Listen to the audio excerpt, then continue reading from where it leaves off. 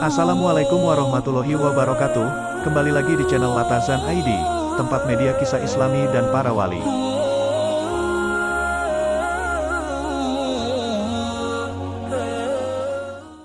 Sebagai santri online di zaman milenial seperti sekarang, siapa yang tidak kenal dengan sosok Kiai Haji Ahmad Bahaudin Nur Salim yang akrab disapa Gus Bahak, seorang kiai alim, ahlul Quran yang mempunyai harismatik yang luar biasa.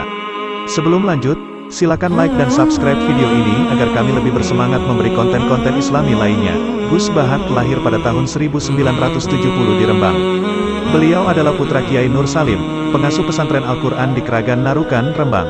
Kiai Nur Salim adalah murid dari Kiai Arwani Kudus dan Kiai Abdullah Salam Kajenpati. Nasabnya bersambung kepada para ulama besar. Gus Bahak kecil memulai menempuh gemblengan keilmuan dan hafalan Al-Quran di bawah asuhan ayahnya sendiri hingga pada usia yang masih sangat belia, Gus Bahak telah menghatamkan Al-Quran beserta kiroahnya dengan lisensi yang ketat dari ayah beliau. Menginjak usia remaja, Kiai Nur Salim menitipkan Gus Bahak untuk mondok dan berkhidmat kepada Syaikh Kiai Haji Maimun Zubair di Pondok Pesantren Al-Anwar Karangmangu Sarang Rembang, sekitar 10 km arah timur Narukan. Di Pondok Pesantren Al-Anwar inilah Gus Bahak terlihat sangat menonjol dalam fan-fan ilmu syariat seperti fikih hadits dan tafsir. Hal ini terbukti dari beberapa amanat prestisius keilmiahan yang diemban oleh beliau selama mondok di Pondok Pesantren Al-Anwar, seperti Gus Bahak pernah menjadi Rois Fatul Muin dan Ketua Ma'arif di jajaran kepengurusan Pesantren Al-Anwar. Saat mondok di Pesantren Al-Anwar ini pula Gus Bahak menghatamkan hafalan Sahih Muslim lengkap dengan matan, rawi dan sanadnya. Selain Sahih Muslim, beliau juga menghatamkan hafalan kitab Fatul Muin dan kitab-kitab gramatika Arab seperti Imriti dan Alfiyah Ibnu Malik.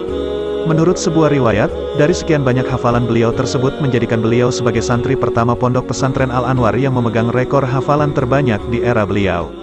Bahkan tiap-tiap musyawarah yang akan beliau ikuti akan serta-merta ditolak oleh kawan-kawannya, sebab beliau dianggap tidak berada pada level santri pada umumnya karena kedalaman ilmunya, keluasan wawasannya dan banyaknya hafalan beliau. Selain menonjol dengan keilmuannya, Gus Bahak juga sosok santri yang dekat dengan kiainya. Dalam berbagai kesempatan, Gus Bahak sering mendampingi guru beliau Syaikh Maimun Zubair untuk berbagai keperluan. Mulai dari sekedar berbincang santai, hingga urusan mencari tabir dan menerima tamu-tamu ulama-ulama besar yang berkunjung ke Pondok Pesantren Al-Anwar.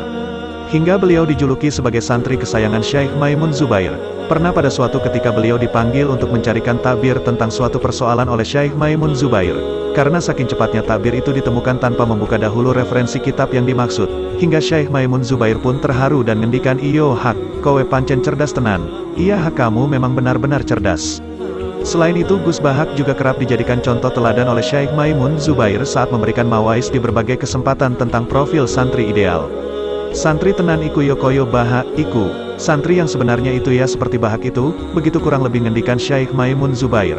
Dalam riwayat pendidikan beliau, semenjak kecil hingga beliau mengasuh pesantren warisan ayahnya sekarang, beliau hanya mengenyam pendidikan dari dua pesantren, yakni pesantren ayahnya sendiri di Desa Narukan dan Pondok Pesantren Al-Anwar Rembang.